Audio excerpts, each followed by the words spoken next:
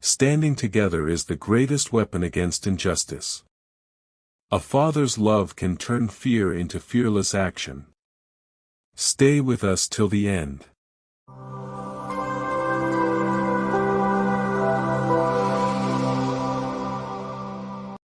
Lucas sat at the edge of his narrow bed, the weight of unpaid bills pressing harder on his chest than the humid night air.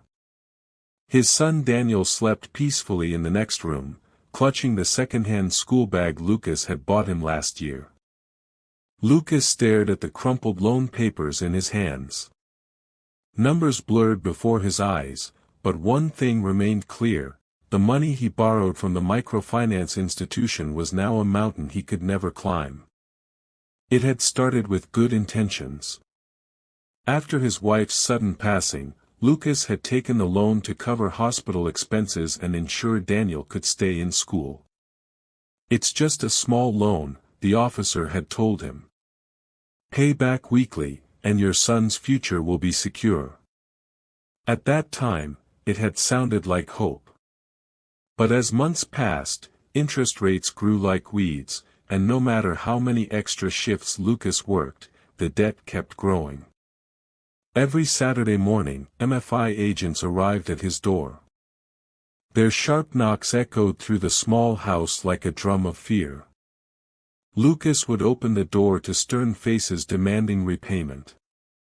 Sometimes, they hinted at taking his furniture; other times, they suggested pulling Daniel out of school if he couldn't pay. Each visit felt like another chain tightening around his neck. Lucas never showed his fear in front of Daniel. He kept his voice steady, his back straight, even when his heart pounded with helplessness. But at night, when the world was quiet, he wondered how much longer he could keep his son safe from the cruel reality of poverty. That evening, Lucas looked at Daniel's sleeping face. His son dreamed without knowing how close those dreams were to being stolen. "I won't let them take your future, son," Lucas whispered fiercely. "Even if I have to fight the world, I'll fight." And in that vow, a spark of determination began to rise within him. The following week, Lucas walked home slowly from his second job at the factory. His hands were rough from endless hours of lifting, his back aching from fatigue, but his mind was more burdened than his body. He knew what awaited him. Saturday was collection day. Sure enough, as the sun climbed high, 3 MFI agents arrived at his small wooden door. Their crisp suits and polished shoes stood in stark contrast to the cracked walls of Lucas's modest home. One of them, a tall man with a cold smile, tapped the papers in his hand. "You're behind again, Lucas," he said flatly. "At this rate, you'll never catch up. Maybe it's time we take collateral." His eyes scanned the room, lingering on the small dining table and the old cabinet where Daniel kept his books. Lucas's chest tightened. "This is my son's study place. You can't take it." The man shrugged. "Then pay.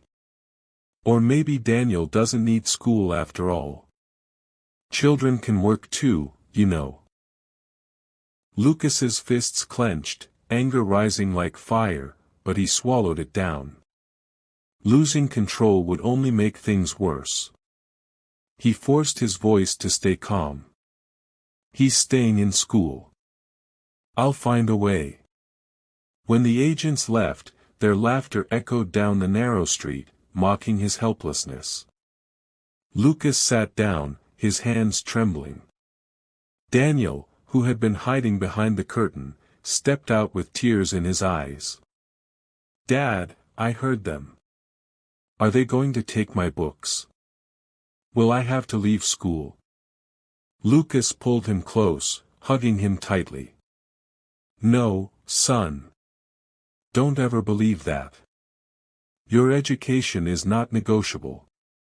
As long as I'm breathing, no one will take it from you." That night, Lucas lay awake, staring at the ceiling.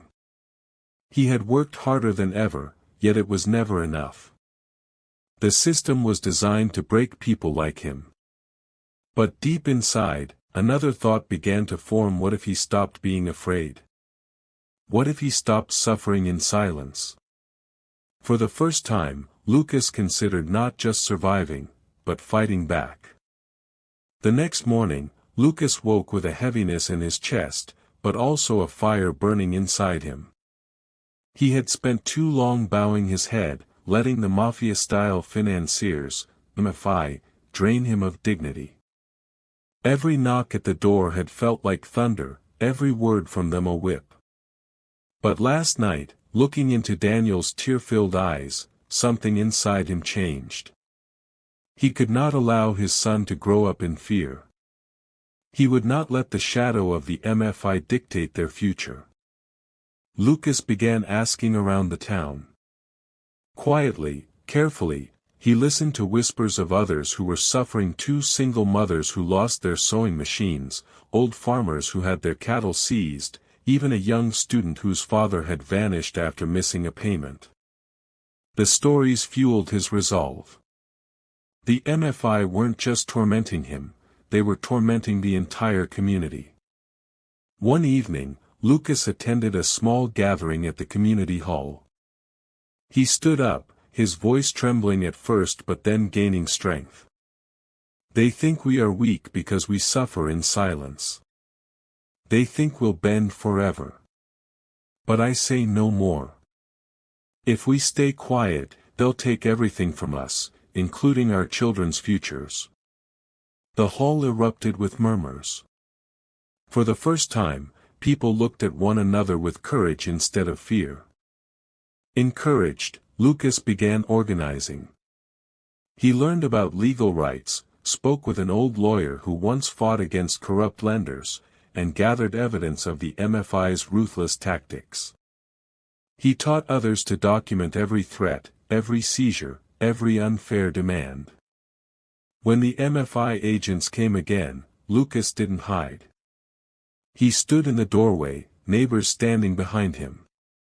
"You will not threaten my family again," he said firmly, his voice steady. "And you will not steal from this community anymore. We are taking this to the law. Your reign of fear ends here."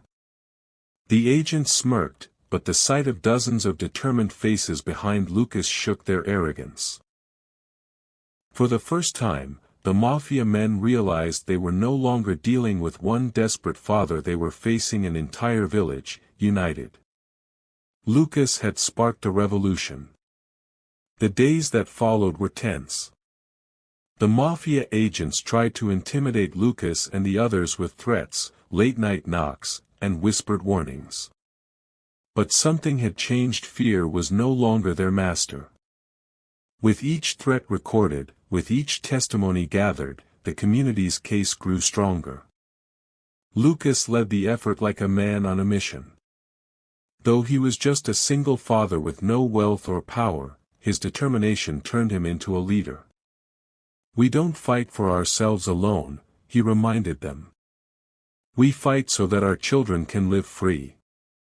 The lawyer he had connected with helped file a petition, backed by dozens of signatures and evidence.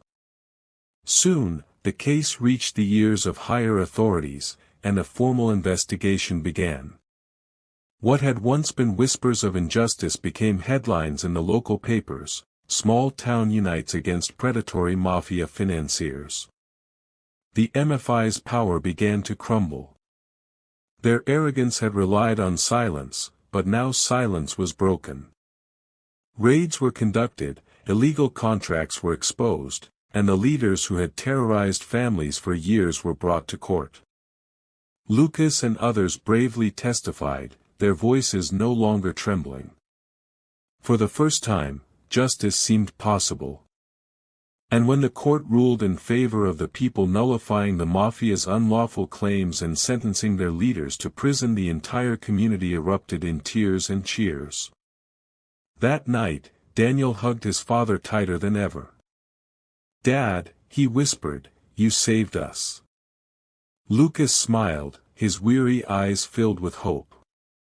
"No, son. We saved each other." Because when good people stand together, no evil can last. The town slowly healed.